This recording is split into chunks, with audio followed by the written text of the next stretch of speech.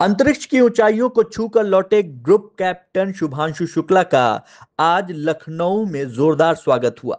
Shukla Lucknow airport पहुंचे, जहां उनका भव्य स्वागत किया गया। प्रदेश के deputy CM Brajesh Pathak captain Shubhanshu Shukla के स्वागत के लिए पहुंचे थे।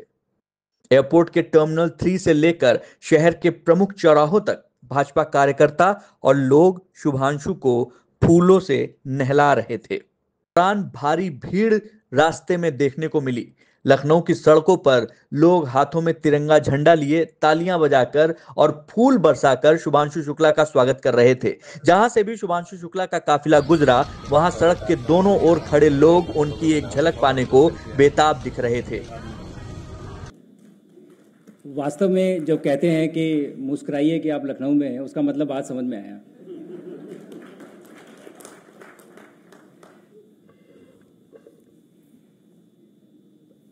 थोड़े से समय में मैं कोशिश करूंगा कि मेरा जो अनुभव रहा है ये स्पेस जर्नी का, वो मैं आपके साथ साझा करूं और कुछ बताऊं।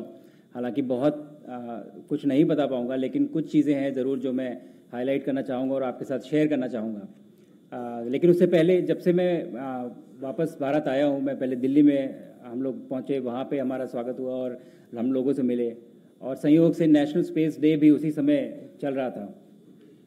तो मैंने जो एक्साइटमेंट और उत्साह देखा स्पेस को लेके इस बार, कमाल की बात है कि 2 साल पहले तक हमारे पास स्पेस डे जैसी कोई चीज़ नहीं थी। नेशनल स्पेस डे हम पिछले 2 साल से मना रहे हैं, लेकिन इस बार का space day, national space day में जो उत्साह और एक्साइटमेंट मैंने देखा, तो मुझे ये विश्वास हो गया, जो अभी माननीय उप मुख्यमंत्री जी ने बात कही कि आने वाले समय में लोग नासा की नहीं इसरो की बात करेंगे, ये सपना नहीं है, ये बस एक हकीकत है जिसको होने में टाइम लगना है थोड़ा, बस। और उसके बाद जब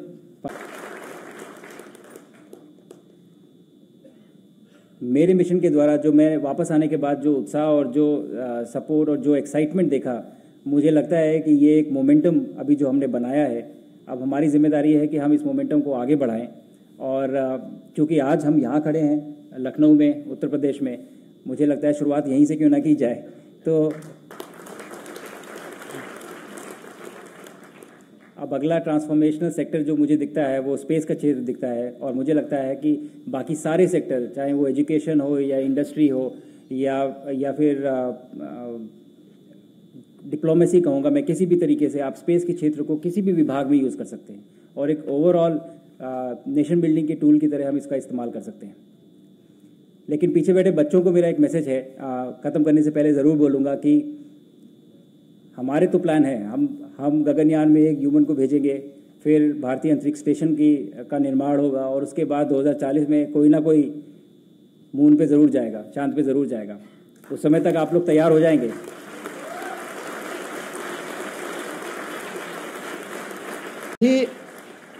AKTU में भी और उत्तर प्रदेश के अंदर आज 1 दर्जन से अधिक ऐसे टेक्निकल इंस्टीट्यूशंस हैं जिनमें अब स्पेस टेक्नोलॉजी को लेकर के उन्होंने अपना डिग्री कोर्सेज प्रारंभ किया है। ये चीजें दिखाती हैं कि भारत की विकास की यात्रा में उत्तर प्रदेश के ये संस्थान भी बराबर के सहभागी बनना चाहते हैं। दूसरा, प्रधानमंत्री जी ने भारतवासियों के सामने 2047 का जो लक्ष्य दिया है, एक विकसित भारत की परिकल्पना को साकार करना है, तो विकसित भारत के लिए हमें विकास के उन सभी क्षेत्रों के लिए अपने द्वार खुले रखने होंगे जहां जहां अभी तक वह संभावना हमारे लिए आगे बढ़ने की है।